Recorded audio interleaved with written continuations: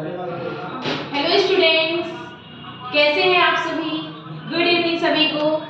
आज हम लोग इंग्लिश की नई वीडियो लाते हैं जिसमें हम लोग एक्टिव और पैसिव वॉइस की बात करेंगे। एक्टिव और पैसिव वॉइस के रूल्स को हम लोग बहुत इजी तरीके से जानेंगे। अब क्या होता है कि एक्टिव पैसिव वॉइस के रूल्स स्टूडेंट्स को अक्सर बहुत देर से समझ में आते हैं, लेकिन आज हम लोग बहुत ही इजी ट्रिक से जानते हैं। तो चलिए देखिए हमारे साथ। सबसे पहले इसका रूल ये होता है कि टेंस को कैसे किसमें कन्वर्ट करते हैं। जैसे हमारा प्रेजेंट इंडेफिनिट या फिर सिंपल का जो टेंस होता है उसको हम लोग प्रेजेंट कॉन्टिन्यूअस में चेंज करते हैं। दूसरा रूल होता है कि प्रेजेंट कॉन्टिन्यूअस को इज बीइंग, एम बीइंग और आर बीइंग में चेंज करते हैं। तीसरा रूल ये होता है कि प्रेजेंट परफेक्ट को हम लोग प्रेजेंट परफेक्ट कॉन्टिन्यूअस में चेंज करते हैं। फिर हमारा नेक्स्ट रूल ये होता है कि प्रेजेंट परफेक्ट कॉन्टिन्यूअस का कोई चेंज नहीं होता है। इसको आप लोग किसी और दूसरे टेंस में चेंज मत करिएगा। अब आगे आते हैं पास्ट में। अब पास्ट टेंस में क्या होता है, जो पास्ट इंडेफिनिट होती है वो पास्ट कॉन्टिन्यूअस में चेंज करती है। अब जो पास्ट कॉन्टिन्यूअस होती है वो वाज बीइंग और वर बीइंग में चेंज होती है।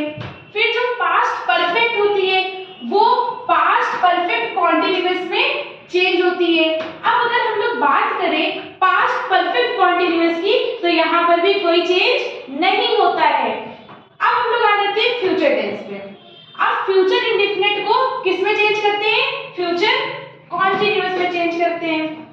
फ्यूचर कॉन्टिन्यूअस का कोई चेंज नहीं होता है। इसको गलती से भी आप लोग फ्यूचर परफेक्ट में चेंज मत करना, इसका कोई चेंज नहीं होता है। जो फ्यूचर परफेक्ट होती है वो फ्यूचर परफेक्ट कॉन्टिन्यूअस में चेंज होती है। अब बात करें फ्यूचर परफेक्ट कॉन्टिन्यूअस की, सभी की तरह इसमें भी कोई चेंज नहीं होता है। याद रखना प्रेजेंट, पास्ट और फ्यूचर में तीनों जो present perfect continuous, past perfect continuous और फ्यूचर परफेक्ट कॉन्टिन्यूअस, इसमें कोई भी चेंज नहीं होता है।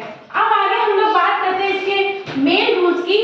अब जो पहला रूल होता है वो ये होता है कि एक्टिव वॉइस का ऑब्जेक्ट पैसिव वॉइस में सब्जेक्ट बन जाता है। अब जो हमारा एक्टिव वॉइस का ऑब्जेक्ट होगा, जैसे ये हमारा एक्टिव वॉइस, एग्जांपल पे ध्यान देना कि ये हमारा एक्टिव वॉइस है, ये हमारा पैसिव वॉइस है। अब देखो इसमें रूल में कहा है कि एक्टिव वॉइस का जो ऑब्जेक्ट होगा वो पैसिव वॉइस का सब्जेक्ट बन जाएगा। अब एक्टिव वॉइस का ऑब्जेक्ट क्या है, क्रिकेट है, तो ये पैसिव वॉइस में क्या बन जाएगा, सब्जेक्ट बन जाएगा। क्लियर सभी को, क्लियर। अब आगे बात करते हैं दूसरे रूल की। दूसरे रूल के मुताबिक ये कहा जा रहा है कि एक्टिव वॉइस का सब्जेक्ट, एक्टिव वॉइस का सब्जेक्ट पैसिव वॉइस में ऑब्जेक्ट बन जाता है। अब देखो जो एक्टिव वॉइस का सब्जेक्ट होगा, ठीक है, जो इसका सब्जेक्ट होगा वो पैसिव वॉइस में उठकर क्या बन जाएगा, ऑब्जेक्ट बन जाएगा। क्या बन जाएगा, ऑब्जेक्ट बन जाएगा। तथा उससे पहले बाय का प्रयोग किया जाता है। याद रखना कि उसके पहले हम लोग किसका प्रयोग करते हैं, बाय का प्रयोग करते हैं। तो देखो ऑब्जेक्ट के पहले किसका यूज किया, बाय का। इन नियमों को अच्छे से याद रखना, तभी सेंटेंस बना पाएंगे आप लोग। अब रूल नंबर 3 की बात करते हैं।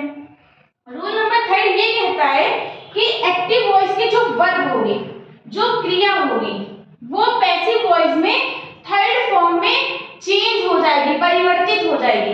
अब देखो एक्टिव वॉइस की जो क्रिया थी प्लेज, ये क्रिया है, काम हो रहा है, काम कर रहा है, प्लेज, तो वो किस में चेंज हो गई, प्लेड में। Play, played, played, third form में चेंज हो गई। तो स्टूडेंट